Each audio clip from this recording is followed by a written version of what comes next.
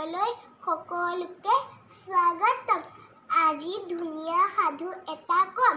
শুনি যদি ভাল পায় অনুগ্ৰহ কৰি লাইক, কমেণ্ট আৰু শ্বেয়াৰ কৰি দিব। এতিয়া সাধুটো কওঁ। সাধুটোৰ নাম হৈছে হৰিণী, শিং আৰু ঠেং। এখন হাবিত ফুটুকী নামৰ এজনী হৰিণী আছিল। তাই এদিন নিজৰাৰ এটা পাৰত কুমলীয়া ঘাঁহ খাই আছিল। ঘাঁহ খাই উঠি তাইৰ পানী খাবলৈ মন গ'ল। তাই পানী খাবলৈ নিজৰাৰ পানীত নামিল।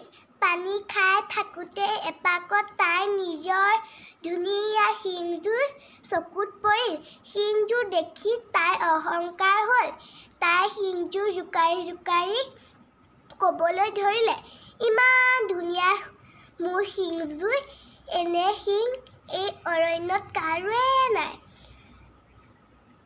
ময়ে সবাতোতকৈ ধুনীয়া ৰূপহী কুঁৱৰী।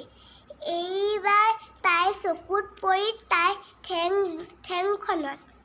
লগে লগে তাই মুখ বিকটাই ক'বলৈ ধৰিলে, চি চি, এইযোৰ মোৰ ঠেঙেই নে? ইমান লেঙেঙীয়া, ইমান আপচু। এনেতে তাই আঁতৰত দেখা পালে নাহৰ ফুটুকী বাঘ। বাঘটো দেখি তাইৰ জীৱ চিংকৈ গ'ল।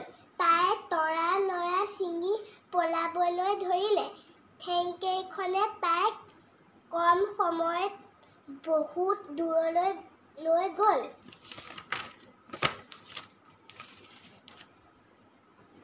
ফুটুকী গৈ গৈ এখন ঘন হাবিৰ মাজ পালেগৈ। হাবিখন গছ লতাৰে ভৰা আছিল।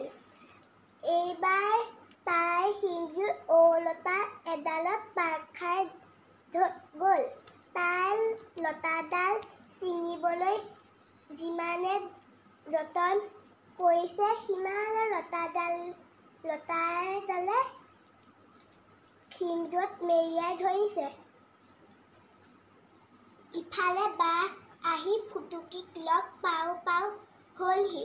তেতিয়া ফুটুকীয়ে কান্দি কান্দি নিজকে ক'বলৈ ধৰিলে, যাক অলপ আগতে ধুনীয়া বুলি কৈছিলোঁ সিয়েই এতিয়া বিপদৰ কাৰণ হ'ল, আৰু যাক আপচু বুলি হাঁহিছিলোঁ সিয়েই মোৰ বিপদৰ পৰা ৰক্ষা কৰিলে।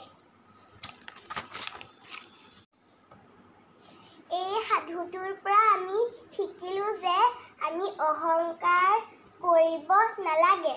অহংকাৰেই পতনৰ কাৰণ।